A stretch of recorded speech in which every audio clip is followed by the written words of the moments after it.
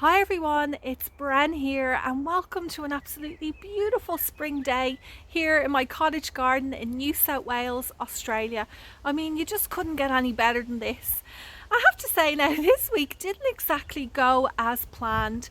I had a few slugs and snails attack some of my seedlings. I had some birds, which I'm guessing were probably cockatoos, come in here and wreck a few of my plants. But you know what? I'm not going to let these little minor setbacks bother me much at all, because my mind is completely focused now on getting this garden ready for the growing season ahead. So let's go take a look now and see what I've been up to. We're looking down on the raised garden bed area. I finally got around to finishing off mulching all the pathways this week. It's nothing fancy, just some bark from that tree that we had removed a few weeks ago. A nice free resource. Well, it wasn't exactly free because we did have to pay to get the tree removed. However, the arborist was very kind to mulch it up for us. This area was particularly weedy, so I put on a nice thick layer. If you pull some of this back, you'll see, of cardboard. I know I'm always going on about how great cardboard is for the garden, and you know what, I'm probably a little bit obsessed with it because not only is it a free resource, but it helps to smother out weeds. It saves you time because you're not there hand picking the weeds out or digging over the soil. Plus the fact when it starts to break down, it really helps to improve your soil health. There's a couple of new flowers that have appeared in this little bed.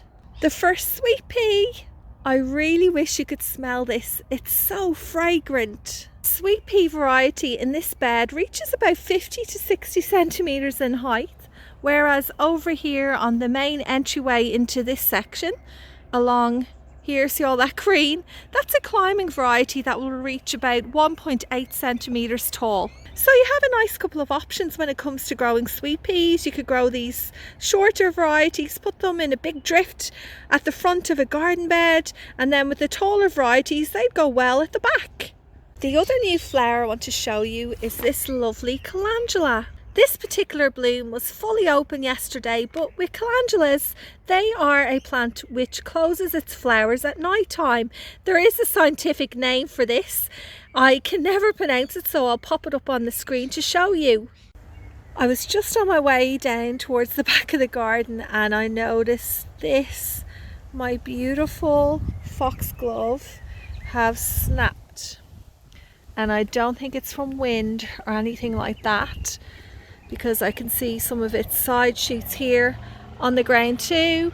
And when I looked over this direction in my almost finished planted up jewel garden, I noticed one of my lily tops has been snapped off as well.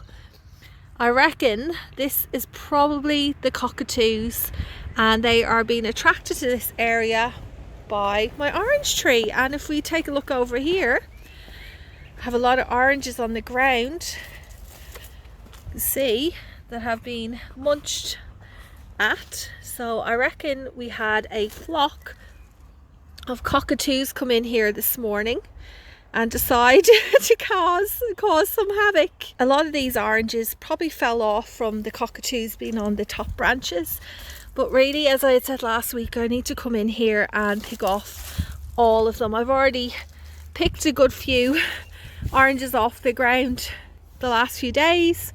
I really just need to make time now to pick the rest off and make some marmalade. I really want to make some marmalade. Maybe I'll try and do that this weekend. I'm back over here where the new jewel garden's going to be. It really doesn't look like much at the moment. I still have a few plants to put in, and I have a lot of piles like here, lots of places. Oh, look over there, just where I've been dumping things as I've been trying to clear garden beds out. And you know, pots, empty pots and trays, you name it, it's just a big mess. I really need to just spend some time tidying things up.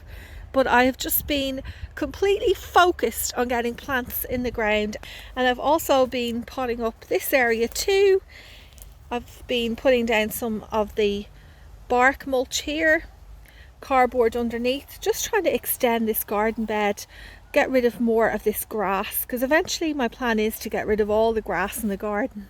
In here where you see all those stakes, I have more dahlias, more lilies, gladioli, making some more room for my perennials. This is an agastas, and then I've got salvias that I've been transplanting around the place. I'm really hoping those birds don't get to all of the mulberries on this tree, because they are really starting to ripen now. I just spotted, take a look over here, look at this branch. Oh, delicious. Do you see them? Not far off now, been able to pick these, and my youngest son is really excited because he loves these. So I'm hoping he'll have plenty to eat. I got some more mushroom compost delivered this week. In fact, this is the largest amount that I got at once. Here you're looking at 4 cubic meters. I have to say, out of all the compost that I got from this company, this pile is the least broken down, and it absolutely stinks. It's still in these massive chunks. Look at it, and I'm feeling so bad because it smells awful, and this pile is right near my neighbour's house. I'm getting the gilts with this. I can't even go around and apologise because of COVID. It's annoying. Anyway, I will probably have to leave this here for a while until it breaks down a bit more, because the issue is if I put this directly around my seedlings, my tubers like my dahlias, I do risk damaging my plants. Look how much my broccolis and cauliflowers have grown. I'm really happy I made a decision to put them in the ground. I was thinking that I may have left it a bit too late, which is still possibly the case, because as I said before, the spring here gets very hot very fast, and these are a cold weather crop. The issue could be that once it starts forming its head, then with the heat they start to bolt or put out the flowers really fast, and they don't get the tight head, and then that's the end of the harvest. I also mentioned before that I wasn't going to weed in between these plants because I noticed a lot of seedlings were popping up, like amaranths, tomatoes and zinnias. Well, let me show you what I did with some of these. I dug up a bunch of them and put them in some little pots. I'll leave them in here for a few weeks, and then I'll be able to put these around the garden. I'm thinking these particular ones are probably the amaranth velvet curtains, and this one here, judging by the foliage, is probably Splendor or Perfecta. I've got this one zinnia. I had dug up about 5 of them, but silly old me, I left this tray on the ground in an area where I know there are a lot of birds, and when I came out one morning they were mostly dug up. Here's some of the aftermath. So these pots also had zinnias and the amaranths in here as well, and something came in and scratched them all out, and the next morning they were dead. Like, look at this one, look at the state of that. The same thing happened with my basil plants that I had transplanted into these individual cells. Came out the next day and the tray looked like this, a complete and utter mess. The annoying part about it was that my spare basils were left in this tray.